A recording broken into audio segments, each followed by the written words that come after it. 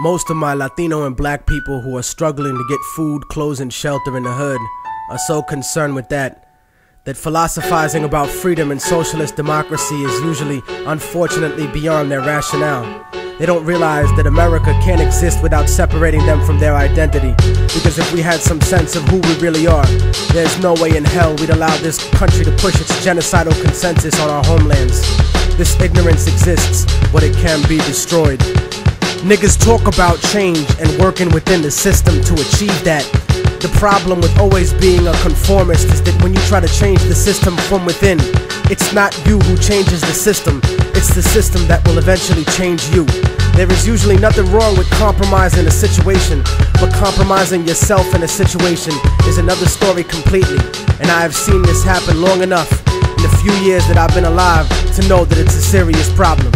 Latino America is a huge colony of countries whose presidents are cowards in the face of economic imperialism. You see, third world countries are rich places, abundant in resources, and many of these countries have the capacity to feed their starving people and the children we always see digging for food and trash on commercials. But plutocracies, in other words, a government run by the rich, such as this one, and traditionally oppressive European states, force the third world into buying overpriced, unnecessary goods while exporting huge portions of their natural resources. I'm quite sure that people will look upon my attitude and sentiments and look for hypocrisy and hatred in my words. But my revolution is born out of love for my people, not hatred for others. You see, most of Latinos are here because of the great inflation that was caused by American companies in Latin America. Aside from that, many are seeking a life away from the puppet democracies that were funded by the United States. Places like El Salvador, Guatemala, Peru, Colombia, Nicaragua, Ecuador, and República Dominicana. And not just Spanish-speaking countries either, but Haiti and Jamaica as well. As different as we have been taught to look at each other by colonial society, we are in the same struggle. And until we realize that, we'll be fighting for scraps from the table of a system that has kept us subservient instead of being self-determined. And that's why we have no control over when the embargo will stop in Cuba or when the bombs will stop dropping in Vieques. But you see, here in America, the attitude that is fed to us is that outside of America, there live lesser people. Fuck them, let them fend for themselves. No, fuck you. They are you.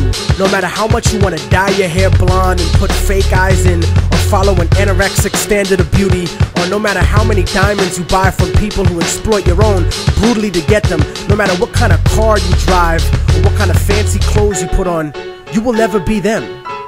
They're always gonna look at you as nothing but a little monkey.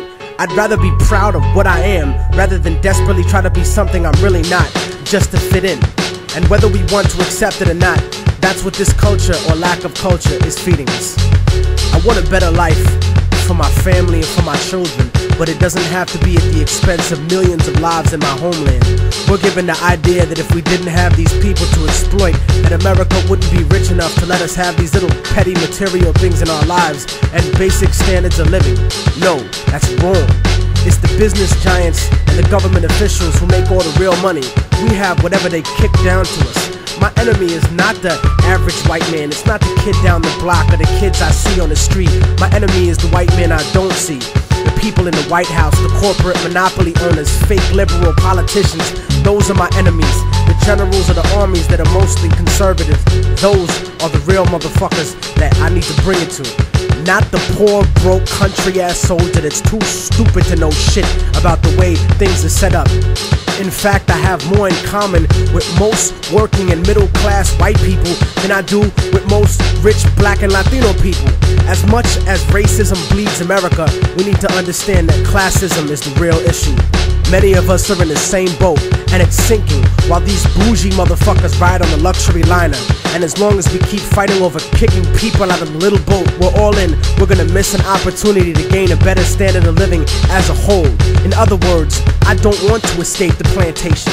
I want to come back, free all my people, hang the motherfucker that kept me there, and burn the house to the goddamn ground. I want to take over the encomienda and give it back to the people who work the land. You cannot change the past, but you can make the future. And anyone who tells you different is a fucking lethargic devil. I don't look at a few token Latinos and black people in the public eye as some type of achievement for my people as a whole. Most of those successful individuals are just sellouts and house Negroes. But I don't consider brothers a sellout if they move out of the ghetto.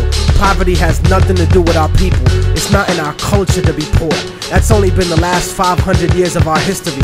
Look at the last 2,000 years of our existence and what we brought to the world in terms of science, mathematics, agriculture, and forms of government. You know, the idea of a confederation of provinces where one federal government controls the states? The Europeans who came to this country stole that idea from the Iroquois League. The idea of impeaching a ruler comes from an Aztec tradition. That's why Montezuma was stoned to death by his own people, because he represented the agenda of white Spaniards once he was captured, not the Aztec people who would become Mexicans. So in conclusion, I'm not gonna vote for anybody just because they black or Latino. They have to truly represent the community and represent what's good for all of us proletariat. Porque si no, entonces te mando pa'l carajo, cabrón, gusano, hijo de puta. Seramos libres pronto. ¡Viva la revolución! ¡Viva la revolución!